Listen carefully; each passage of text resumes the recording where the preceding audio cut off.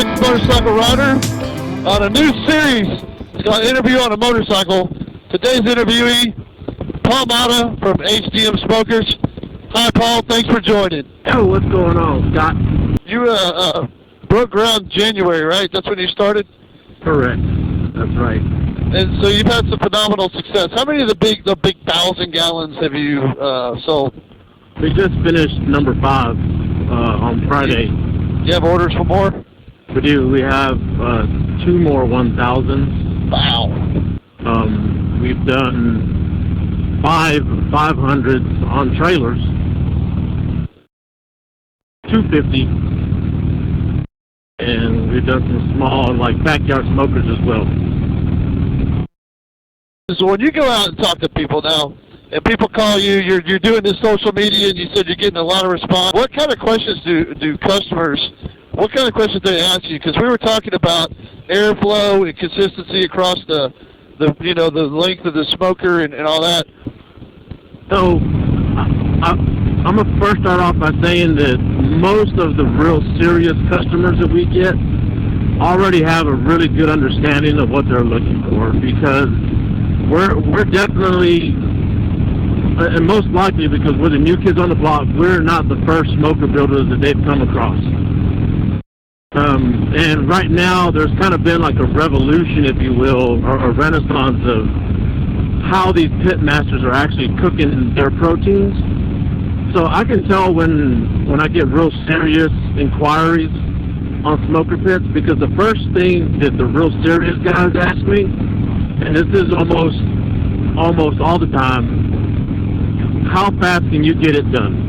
And the reason being is that in the smoker building industry right now, a lot of the guys that have been doing this for years, they're probably booked a year or 2 years out. For them, time is money. Yeah. The pitmaster having to wait a year or 2 years, it becomes extremely difficult for them to scale up their business when they can't cook more protein. So I can usually tell the guys that are real serious, their question is,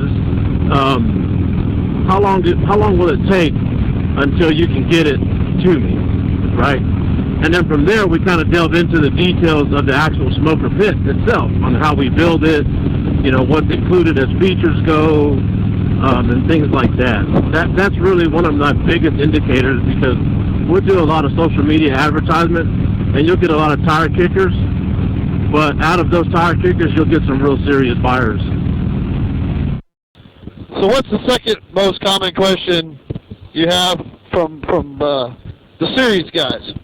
Serious guys. So yeah, that next question, that I get is just how much can you cook? Because a lot of these guys that are looking for smoker pits, they're either looking to upgrade or adding an additional unit. So the guys that are just adding an additional unit, they already know what they want. And it goes back to that first question, how long can it take? But the second question is, how much can I cook in it? They want to know what they're going to grow into, what is the potential growth, and then we go from there. I go live pretty much on a daily. I post on my social media daily, and I talk about my smokers and how I build them. I'm very transparent with how I build my smoker pits. So a lot of the guys have been watching, what we do, and they kind of already know. The next thing they do, they just want to put that person that they see on social media every day and actually talk to them. So they call me and we talk, and then we establish that relationship, because then they're like, okay, this guy is for real. He's not some hired guy. And then we go into more detail on the smoker itself, like what kind of insulation we use. How do we build our racks? What do the upper racks look like? What dimensions are you using for this? And those are my more seasoned pitmasters that know exactly what they want. Me being an analytical, scientific-minded person I want to know, like, if you flow tested it, do you put a camera inside it to see where the smoke goes? Smoker box on one end and a stack on the other end means the smoke's going to go through it, right? Yeah, there are some general measurements that are crucial in the sense of, if you build things too small, can you build a fire worthy enough to heat a 1,000 gallon. If you build it excessively huge, are you burning too much firewood to try to push that heat and that smoke to your cook chamber? There are some numbers. Now, the beauty of it, though, is that you do have a variance. You do have a percentage that you can go small or large, but generally you want to stick to a certain degree of numbers so that you get real good, efficient smoking and cooking, where you're not burning too much firewood. You don't want any reverse flow of your heat and your smoke coming out the door of your firebox. And that's where this leads to the next question, I guess. I'll kind of add this question for you. People always ask, how good of a draw does it have?